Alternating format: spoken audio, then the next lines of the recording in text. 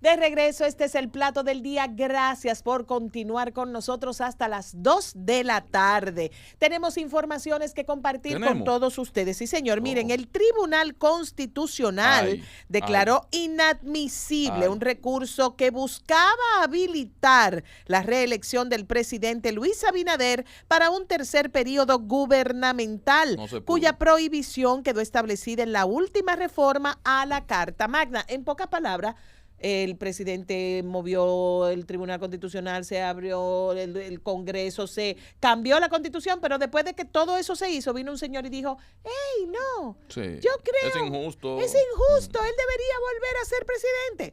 Pues nuestra compañera Karelyn Cuevas nos cuenta en qué se basa la sentencia y qué dicen dirigentes políticos al respecto. Escuchemos.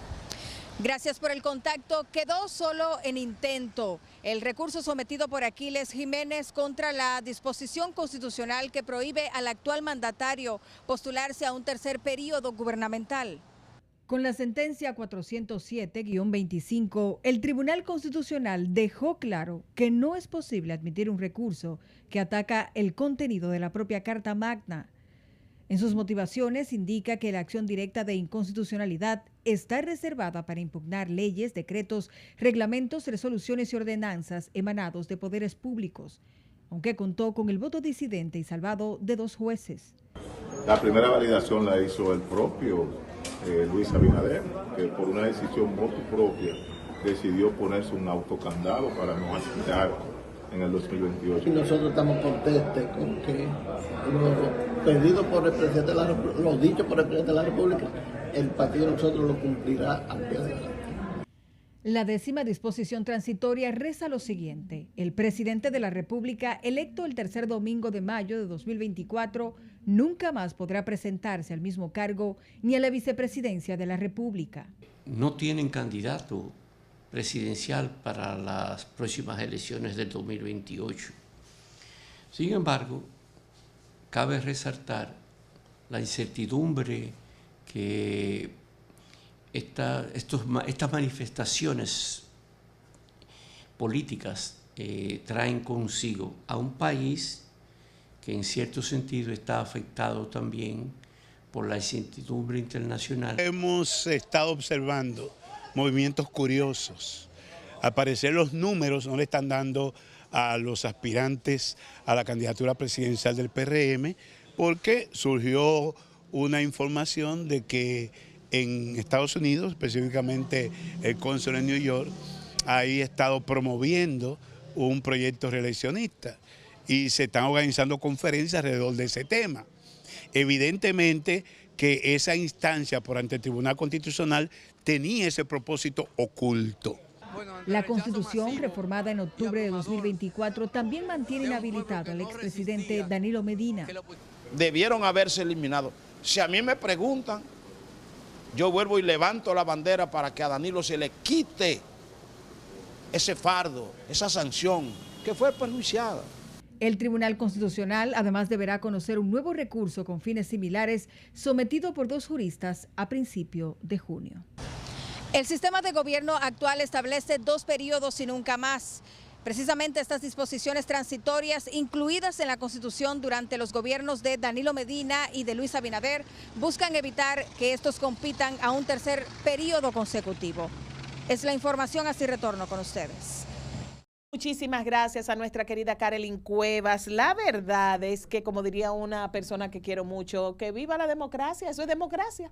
En otro país hubiese bajado la línea, no va la cosa, sí va la cosa, esto va, esto no va, ya, no se hable más. De manera institucional. En otro orden, señores, el vocero del PLD en la Cámara de Diputados, Gustavo Sánchez, dijo que esa organización política respetará la decisión del Tribunal Superior Electoral que anuló los actos pautados para la escogencia de sus precandidatos presidenciales.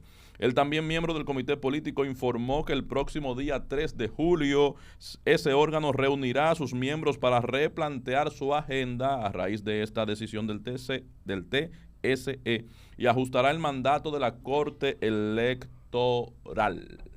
Sin embargo, vamos a ver exactamente bajo este nuevo escenario qué tipo de actividad podemos llevar a cabo de forma tal que podamos cumplir con lo que ellos entienden es la ley. Sin embargo, llamo la atención sobre el caso. Lo que se está aplicando para el PLD, ¿qué se aplica para el PRM? El congresista dijo además que se hace necesario que la Junta Central Electoral igualmente impida la campaña a destiempo que existe en otras organizaciones políticas que no es el PLD. ¿Qué les parece? Que hay campaña, que se está haciendo. Que todo el mundo quiere salir huyendo a hacer campaña ya. Incluso yo veo algo que con lo que la Junta no ha podido, porque es que el que es mañoso es mañoso. Tú sabes que hay estrategia de que ponen caras, que eso deberían también establecerlo, que si usted va a motivar a inscripción en partidos políticos, que sea con la cara y el nombre de la organización política, no con el rostro de una persona que posteriormente va a postularse a un cargo público. Y desde ahora, por ejemplo, tú vas a aspirar a diputada, entonces tú tienes el partido del Abanico, y entonces pone la foto, Nereida Castillo, inscríbete en el partido del Abanico. Pero te está promoviendo, mi amor, porque el partido tuyo tiene un logo y tiene una sede. Pon el logo de tu partido. El abanico ahí, claro. Y el abanico te necesita. Ajá, pero sí. No, la cara tuya. Eso se llama marca personal en esta época. Va creando conciencia, en el imaginario te va marcando. Exacto, o sea, estamos siendo manipulados. Por ¿De favor, qué manera? Por favor. Entonces, miren, yo creo que para hacer una primera hora de labores, sí, hemos cumplido bastante. Aquí se ha hablado y se ha hablado bien. Vamos se han dado a cambiar de tema.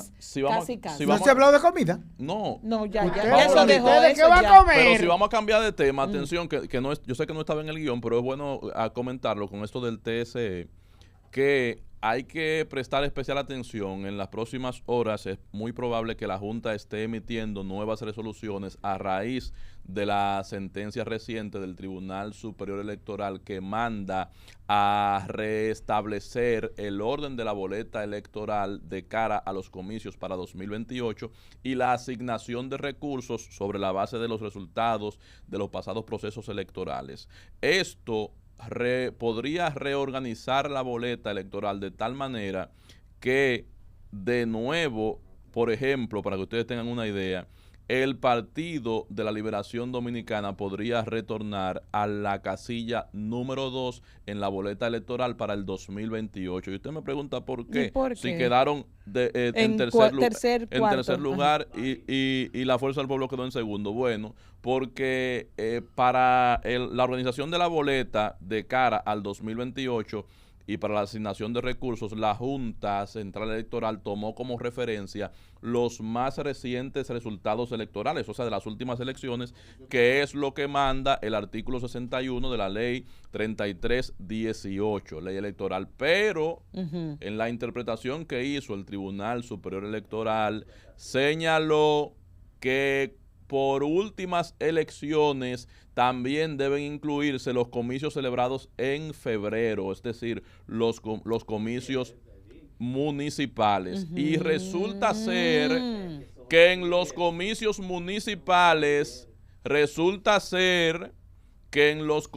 municipales, el Partido de la Liberación Dominicana fue la segunda organización política más exitosa.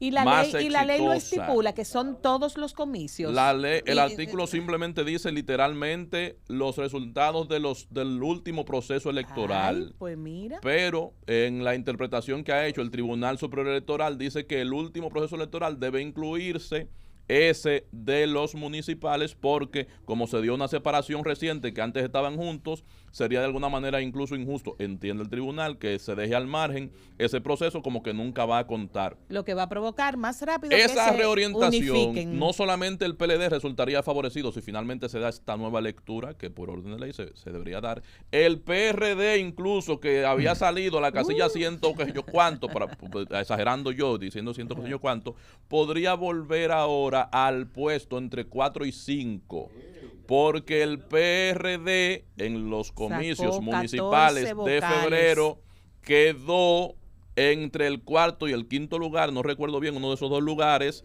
por encima de otras organizaciones como el partido Ramfi Trujillo, que en la presidencial le fue mejor, el partido que yo quien, entonces podría recuperar ese lugar perdido producto de los comicios presidenciales. Así que hay que estar atentos a esa reorientación que va a hacer. Y por ejemplo, el partido Ramfi Trujillo, que había subido desde el puesto número 25-30 hasta el puesto 7, ahora podría perderlo frente al partido País Posible de Milton Morrison, que podría estar ocupando la casilla número 7. Estén atentos a cuando se emita esa resolución de la Junta Central Electoral. Los partidos sí estarán atentos porque eso implica muchos recursos que se va a redistribuir. Ustedes saben que el 80% se distribuye entre los que tienen 5 o más del 5%, el 12% restante de ese presupuesto entre los que sacaron entre más de 1 y 5, y el 8% restante entre los que sacaron 1 o 0, menos de 1 o 0%. Hay que ver cómo queda esto, pero ya usted sabe que el PLD no se sorprenda si para el 2028 aparece en la casilla número 2 su candidato presidencial. Y en otro programa vamos a hablar de qué implica el lugar en la boleta en una sociedad que todavía tiene mucho que aprender a la hora de votar, las caras, etc. En un proceso que se ha ido, en un proceso que se ha ido complejizando. Y exactamente. O sea, un proceso, votar no es una cosa simple, no es algo señores. simple. Entonces, de hecho, aquí lo hemos planteado en más de una ocasión.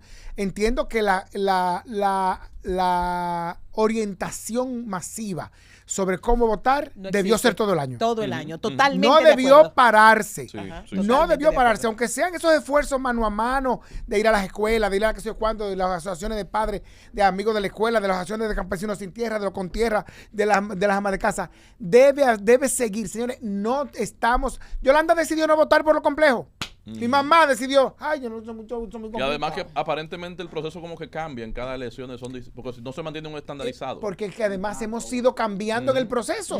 Tenemos que reconocer, por ejemplo, que somos una cantidad de municipios que no éramos, tenemos una cantidad de incumbentes que no teníamos. Entonces todavía estamos en un proceso de crecimiento. Bueno, nos van a dar un cuadernillo para cuando se unifiquen, es un cuadernillo y uno se va a sentar a pasar Como se actualiza hojas. cada rato el tema del arrastre, que ahora sí, que ahora no, también eso implica cambios. Claro, y que va y viene, y tú no lo estás entendiendo. Pero estoy totalmente de acuerdo con Juan Carlos. Tenemos elecciones cada 4 años, entonces en algún caso era cada 2, pero cada 4 o la vez que sea, se debe mantener la educación electoral todo el tiempo. Aunque sea hasta como una materia en las escuelas. Y eso va a bajar hacia las juntas de vecinos. Eso de que tienen los JC y esos grupos que saben cómo hacer asambleas.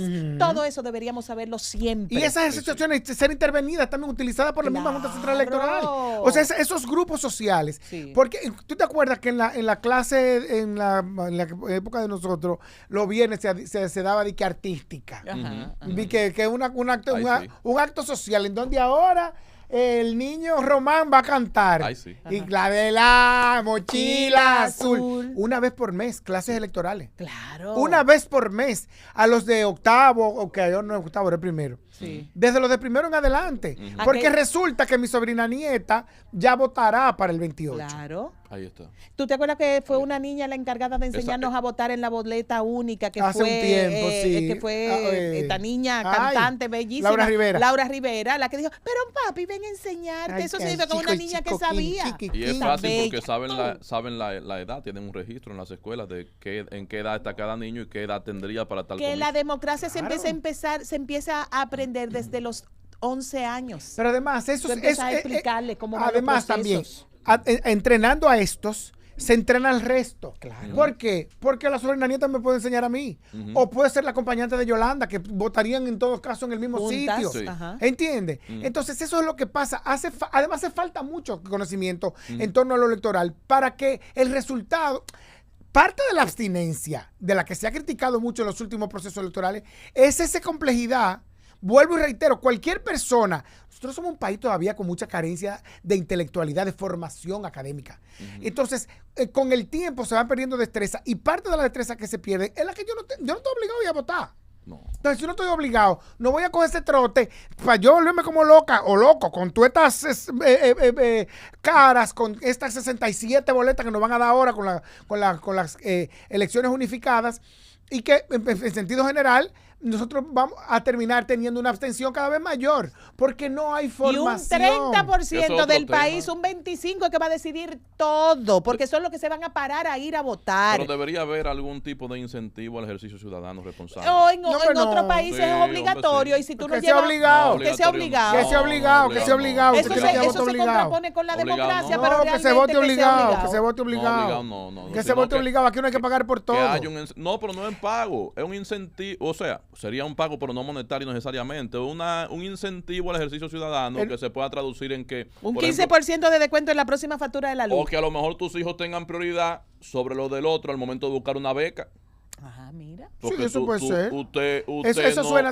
Oye, ¿qué es lo que pasa? Usted no eligió estas autoridades. Oye, ¿qué es lo que pasa? Que tú tienes razón. Usted no está en el sistema. Tú tienes razón. Pero no, porque eso no es democrático, pues yo puedo elegir a quien yo quiera. Bueno, pero no estás en el sistema. No participaste. No participaste del sistema. Te tomamos en cuenta, pero la prioridad tiene el de Juan Carlos, que sí votó. Que participó. Y si queda, entonces también ve el tuyo. No te estamos incluyendo, pero él va primero. Exacto. Pero lo que pasa es que todas esas cosas en países como los nuestros son buenas ideas, pero en países como los nuestros esas cosas lo que se prestan a corrupción. A más corrupción. ¿Por qué? Porque ¿cuál es el registro de que yo voté o no voté? ¿Dónde? Además, estamos... El hoyito en la cédula que hacía... pero eso ya no se hace. Además ya no se hace. No, y el voto secreto. Habría que cambiar el tema de que el voto es secreto. Y además ya no se... No, porque no es por quién votaste, es qué votaste. Ah, bueno, sí. Entonces, ¿qué es lo que tú planteas? Sí. Pero además, en países como el nuestro, o como los nuestros, en donde la información no está cruzada, fácilmente la excusa para dártela el tuyo es que en el Messi ponen que tú votaste.